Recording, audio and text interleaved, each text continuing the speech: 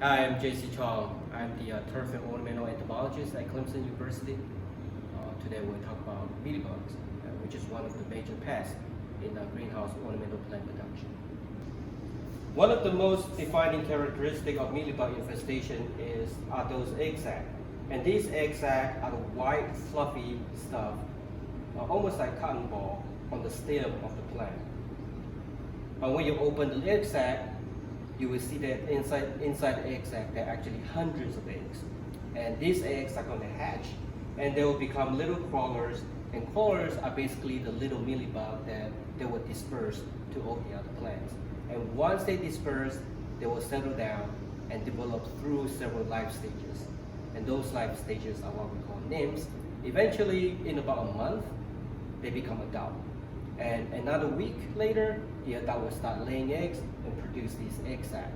And the life cycle basically continues again. Mealybugs are relative of aphids. So they suck on plant juice by piercing and sucking mouthpart.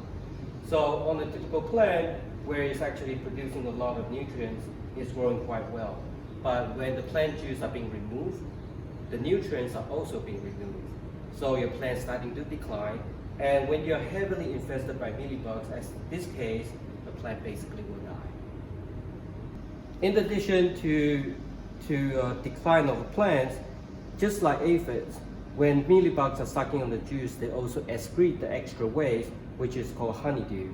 And honeydew, when they landed on the leaves, as shown in this case, the leaf will be covered with that sticky honeydew, and also black sooty mold will also grow on the honeydew. The black sooty mold basically coat the leaf surface and somewhat reduce the photosynthesis of the plant, further declining the health of the plant. As you can see, all life stages of the mealybugs are covered with wax. So wax is basically one thing that makes the mealybug very difficult to control, because think about it, most of the insecticide that we mix are mixed in water. Water and wax, they just do not mix.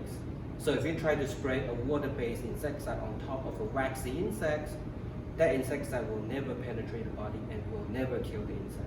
That's why mealybugs are extremely difficult to control.